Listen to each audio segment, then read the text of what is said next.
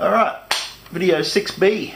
I'll talk you through some pictures so you can see what I did today. Hopefully that will help to make a bit more sense. Yeah, basically that's it.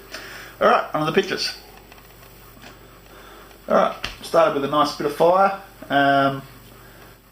Was a nice beautiful day, but the breeze was still quite cool, so fire always helps. Alright, that's the crank arm in the drop saw, just so I can get a nice straight cut that off. Pretty self-explanatory. There it is, cut off. Back to the fire, that was still nice and warm. Alright, here I've done up the nuts quite tight on the axle, as tight as possible. Then I've put this washer on the back, and as you can see I've welded only on the middle bit where it won't be seen. That weld will help to shrink that boss onto the axle nice and tight as well. So that's the other side. You can see there's no welding in there. So there's no weld to the axle to affect the heat treatment or the strength.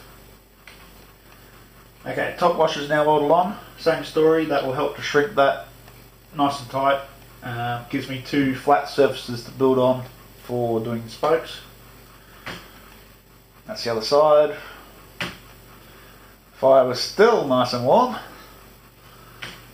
Alright, what I've done here, I've just slid a bit of fence pipe over it. They're the perfect size to fit over the washers. This is what I normally use for the hub. That's what I use for the jack shaft on Big Jim, that same bit of pipe, same size. It's just welded to the outside of the two bits of washers. It gives me a nice flat cylindrical surface that I can weld the spokes to. Obviously all I had to do was sand all the galvanising off. That's the other side. You can see the sander. Right. Right, this is actually going into the spoke jig that I have. I wasn't sure how it was going to work, because normally it's designed to use the tube that I use for the hub to fit. It fits down inside here. I've got an adjustable wheel on the bottom for depth, but it just so happened it fit inside that tube, and it sat at the exact height that I needed it to sit, so I didn't actually have to modify that jig at all. It just fitted perfectly, and it was very surprising. So there it is, it sat in there, sitting at the perfect height, perfectly straight. I took a few measurements and it was just spot on, so very, very happy about that.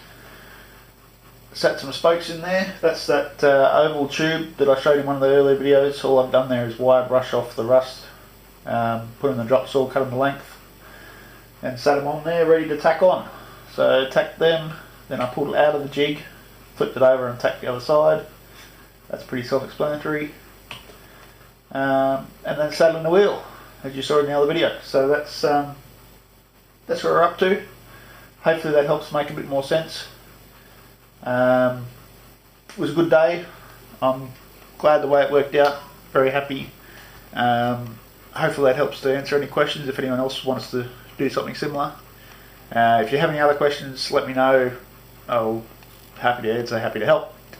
One other thing happened today. I got a package in the mail that I ordered. I've been wanting one of these for a while for a build, but couldn't justify the price, and then I found one of these at the right price, and this is the right build for it. So this is what it is. It's a reproduction of a Miller stock tail light for I think they're like 50s Triumph, something like that. But it's perfect for this build. It'll sit behind the drive sprocket on the single-sided rear end.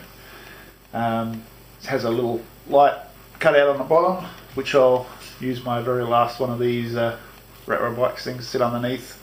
That'll sit beside the tyre. Should look really nice. So I'm very happy about that. Got it at a really good price, and it's a proper steel one. This is all steel, not chrome plastic or anything like that. So I'm really happy. So that's the update. See you next time for video 7.